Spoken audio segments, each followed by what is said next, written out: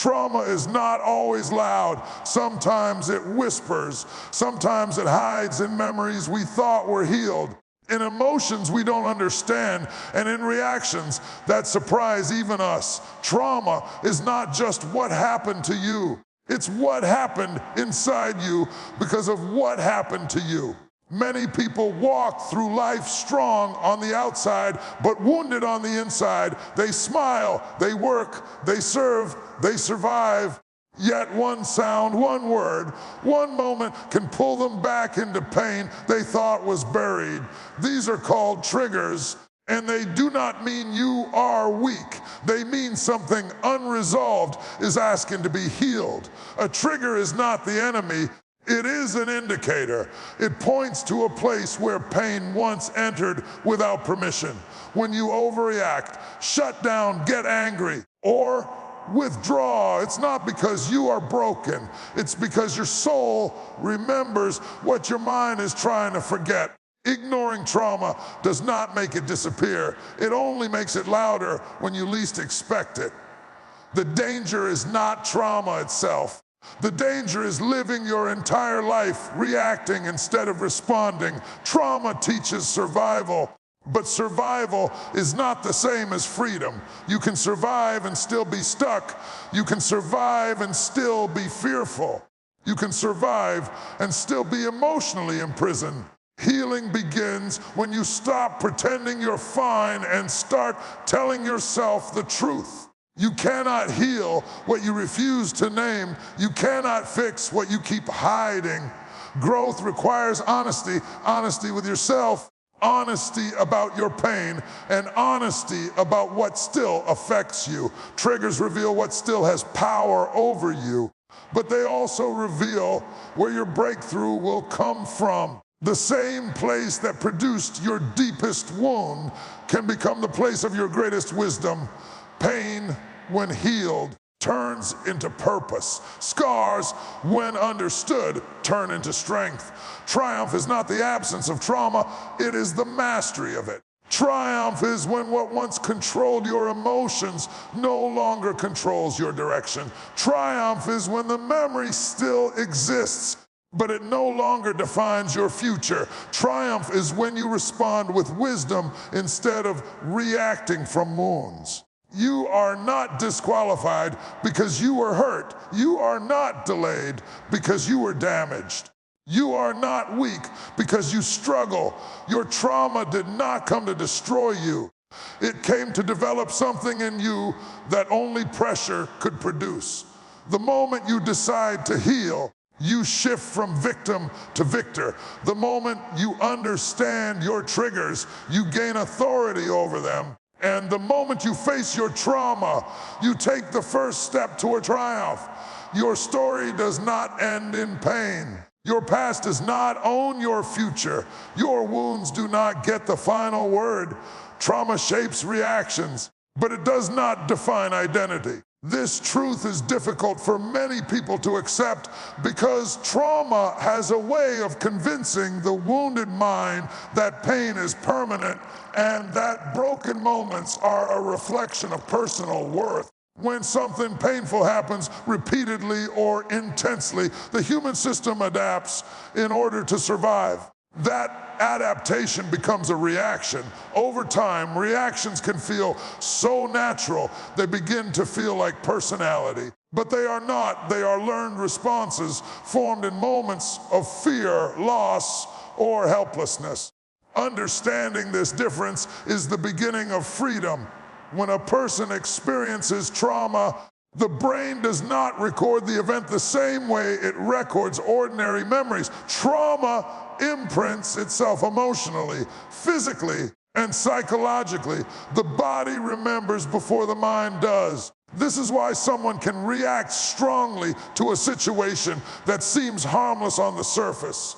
A raised voice, a closed door, silence, rejection, or criticism can activate an old memory stored deep within the nervous system. The reaction may be anger, withdrawal, panic, or defensiveness. In that moment, The person is not responding to the present situation, but reliving the past.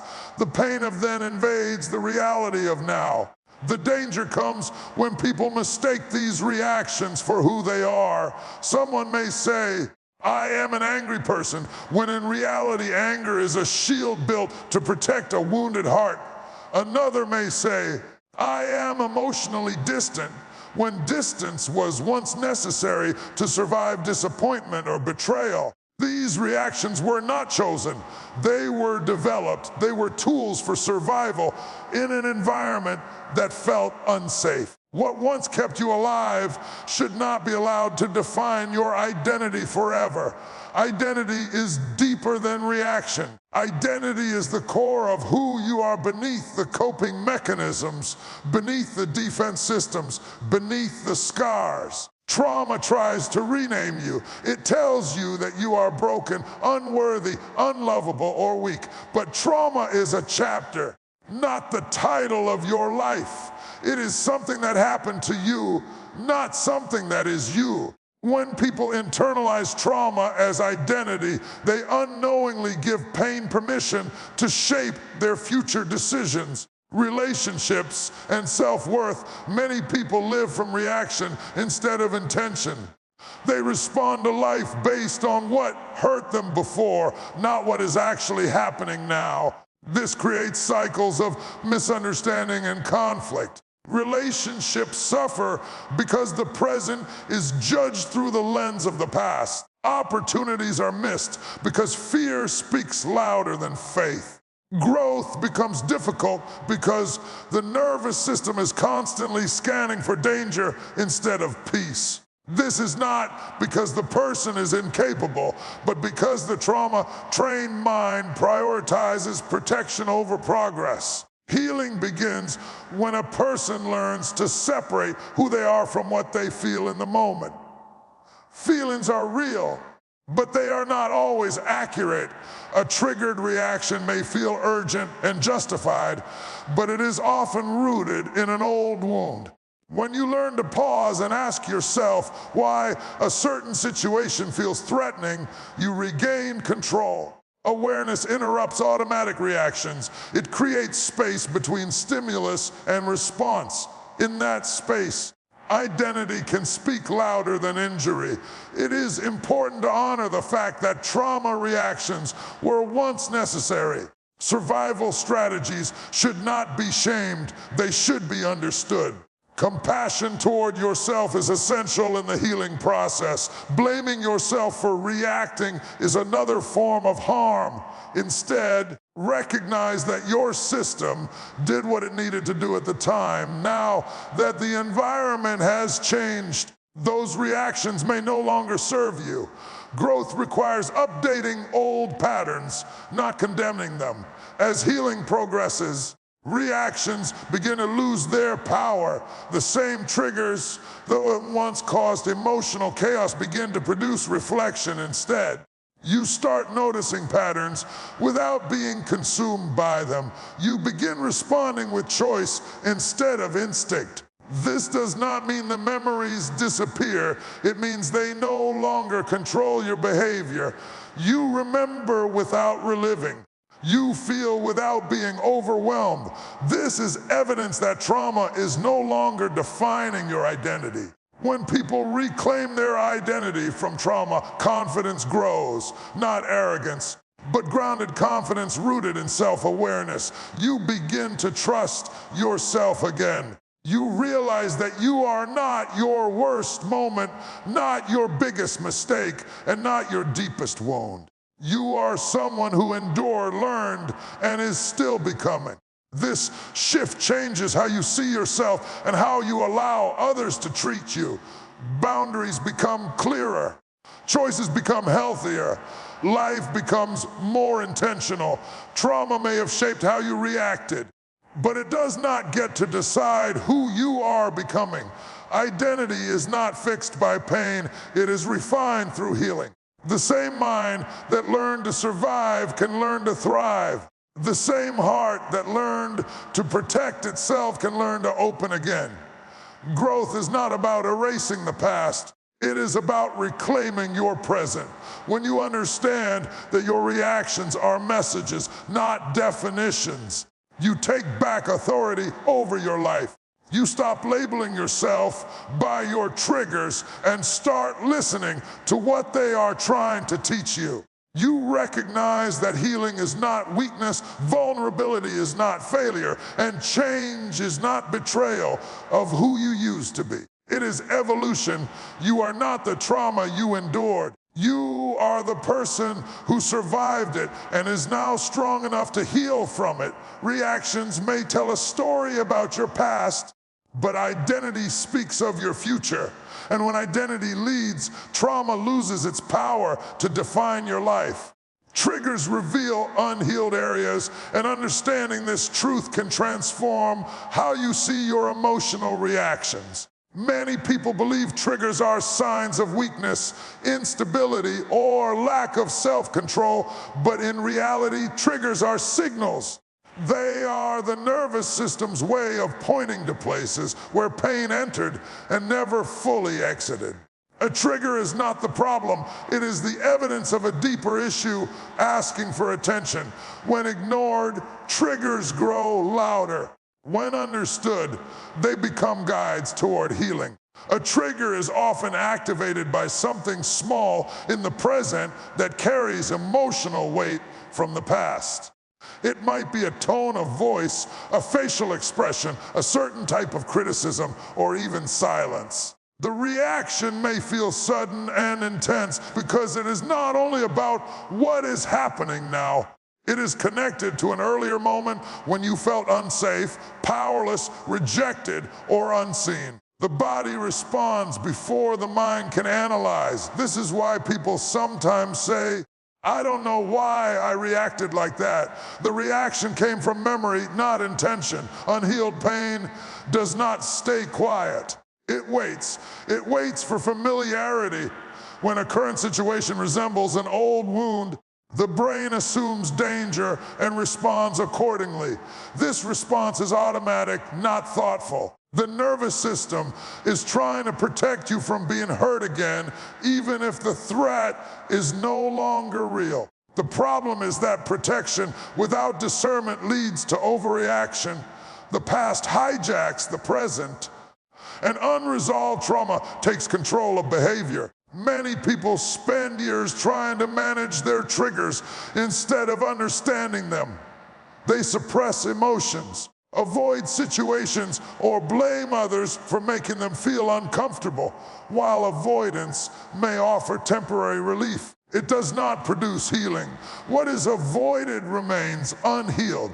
Triggers do not disappear because you ignore them. They resurface in different forms, often stronger than before. Healing requires curiosity instead of judgment. It requires asking, what is this reaction connected to, rather than what is wrong with me? Triggers often expose wounds that were normalized in childhood or earlier experiences. Emotional neglect, constant criticism, instability, betrayal, or abandonment can leave marks that are not immediately visible. Because these experiences may have been repeated, the pain becomes familiar, and familiarity can feel normal. As a result, people may not recognize the depth of their wounds until adulthood, when similar situations activate intense reaction. The trigger is not creating new pain, it is uncovering old pain that was never addressed. There is power in recognizing patterns. When the same type of situation consistently produces the same emotional reaction, it is a sign that something deeper needs healing. Repeated anger may point to unacknowledged hurt. Repeated withdrawal may point to fear of rejection. Repeated defensiveness may point to shame or insecurity. These reactions are not random, they are messages. Each trigger is an invitation to explore the story behind the pain. Understanding triggers requires patience and honesty. It is uncomfortable to revisit painful memories, but healing does not come from comfort, it comes from courage. When you allow yourself to feel without immediately reacting, You gain insight. You begin to notice the difference between the current situation and the past experience it resembles. This awareness reduces emotional intensity. The trigger loses its grip because it has been exposed to truth. Triggers also reveal areas where boundaries were once violated. When someone crosses a line that you were never allowed to protect before, your reaction may feel exaggerated. This does not mean the reaction is wrong. It means your system is responding to a history of being unheard or disrespected. Healing involves learning to respond with clarity instead of emotional overflow. It means setting boundaries from a place of self-respect rather than pain. As healing progresses, triggers change. They no longer control you, they inform you. Instead of exploding or shutting down, you begin to pause. You ask yourself what this moment is reminding you of. You respond with intention rather than impulse. This does not happen overnight. It is a process that requires repetition, self-compassion, and sometimes support. But every time you respond differently, you weaken the old pattern and strengthen a new one. Triggers are not proof that you are failing. They are proof that healing is in progress. Awareness itself is progress. Each trigger you recognize without being consumed by it is a victory. Each time you choose understanding over reaction, you reclaim a piece of your emotional freedom. Healing is not about eliminating triggers entirely. It is about no longer being ruled by them. When you learn to listen to your triggers, you discover parts of yourself that were silenced. You uncover needs that were ignored and emotions that were suppressed. This self-awareness leads to deeper healing and healthier relationships. You become more present, more grounded, and more intentional in how you respond to life. Triggers do not exist to torment you. They exist to teach you where healing is needed. They highlight the places where compassion must replace criticism and understanding must replace shame. When you stop fighting your triggers and start learning from them, they lose their power to control you. What once caused chaos becomes a pathway to clarity. Unhealed wounds seek attention, not destruction. Triggers are simply the voice of those wounds asking to be acknowledged. When you answer that call with patience and courage, healing begins. And as healing deepens, triggers no longer dictate your behavior. They become reminders of how far you have come and signs pointing toward the freedom that is still unfolding. Triumph comes through healing, not denial. And this truth challenges the instinct many people have to avoid pain at all costs. Denial often feels like strength because it allows a person to keep moving without slowing down to feel. It says, I'm fine even when something inside is fractured. It says, I'm over it even when the memory still controls emotional responses. Denial can look like productivity, confidence, or spiritual language, but beneath it is unresolved pain waiting for attention. Triumph does not come from pretending the wound is not there. It comes from having the courage to face it. Denial is appealing because it offers immediate relief. Acknowledging pain requires vulnerability, and vulnerability feels risky when pain has already taught you that safety is fragile. Many people learned early that expressing hurt led to dismissal, punishment, or deeper harm. As a result, they trained themselves to suppress emotions and minimize their experiences. Over time, denial became a survival strategy. It allowed them to function, but it did not allow them to heal. Survival keeps you alive. Healing gives you a life. When pain is denied, it does not disappear. It relocates. It shows up in the body as tension, exhaustion, or illness. It shows up in emotions as irritability, numbness, or sudden sadness. It shows up in relationships as distance, control, or fear of intimacy. Denial turns unprocessed pain into silent pressure. That pressure eventually demands release, often in unhealthy ways. Triumph is not avoiding this process. It is engaging it with intention. Healing requires honesty. It begins when you allow yourself to name what hurt you without excusing it or explaining it away. This does not mean staying stuck in the past or blaming others endlessly. It means acknowledging reality so that you can free yourself from its control. Pain loses its power when it is brought into the light. What remains hidden continues to shape behavior from the shadows. Many people fear that facing their pain will break them, but the opposite is true. It is unacknowledged pain that breaks people over time. Healing may be uncomfortable, but it is not destructive. It is restorative. It allows emotions that were frozen in time to move again.